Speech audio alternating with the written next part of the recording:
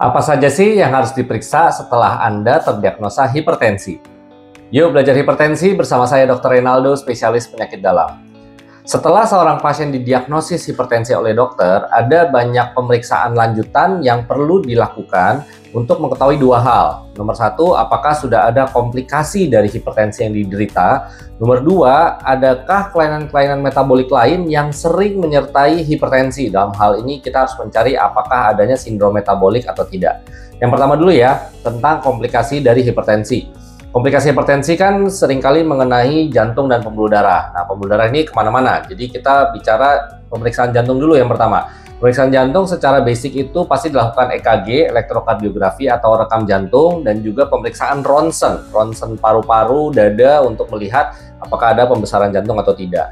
Dan bila dokternya merasa membutuhkan pemeriksaan USG jantung, ekokardiografi, karena misalnya dari pemeriksaan jantungnya kok curiga ada kelainan katup atau curiga fungsi jantungnya sudah terganggu karena ada keluhan yang spesifik, nah boleh juga untuk dilakukan pemeriksaan ekokardiografi pada pasien dengan hipertensi.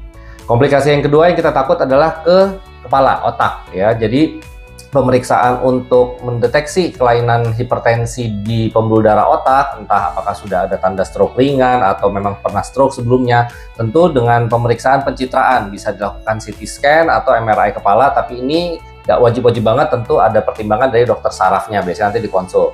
Tapi semua pasien dengan hipertensi perlu dilakukan pemeriksaan kognitif ya, tentang bagaimana otak pasien tersebut tetap bekerja seperti normal, tidak ada gangguan kognitif dari pasien dengan hipertensi tersebut. Yang ketiga adalah pemeriksaan mata. Nah, hipertensi juga sering menyebabkan kelainan pada retina atau bagian saraf dari mata. Nanti biasanya perlu dilakukan pemeriksaan funduskopi oleh dokter mata untuk mendeteksi apakah ada komplikasi dari hipertensi terhadap organ matanya.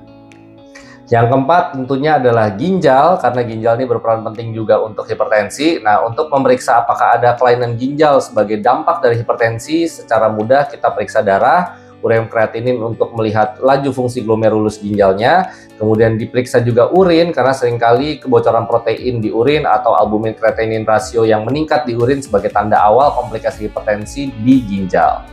Pemeriksaan ginjal yang lain juga bisa diperiksa pembuluh darah ginjal ya, dengan menggunakan Doppler ultrasound. Tapi ini juga pemeriksaannya biasanya atas indikasi tertentu kalau misalnya memang sudah ditemukan adanya gangguan fungsi ginjal pada pasien dengan hipertensi. Yang kelima, untuk mendeteksi apakah ada kelainan pembuluh darah di tepi ya. Nah, ini seringkali kita takut apakah nanti jadi mudah luka karena aliran darah ke distal, ke ujung-ujung pembuluh darah di kaki misalnya, apakah sudah ada gangguan atau sumbatan. Ini bisa juga dilakukan pemeriksaan ABI, Ankle Brachial Index, untuk mengetahui laju aliran darah ke pembuluh darah yang di pinggir-pinggir, di kaki biasanya.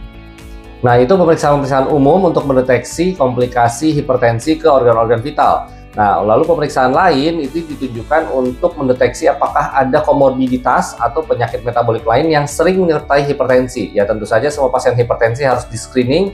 Apakah ada diabetesnya juga atau tidak, ya tentu kita bisa periksa entah gula darah puasa, atau tes toleransi glukosa oral, atau misalnya juga HbA1c.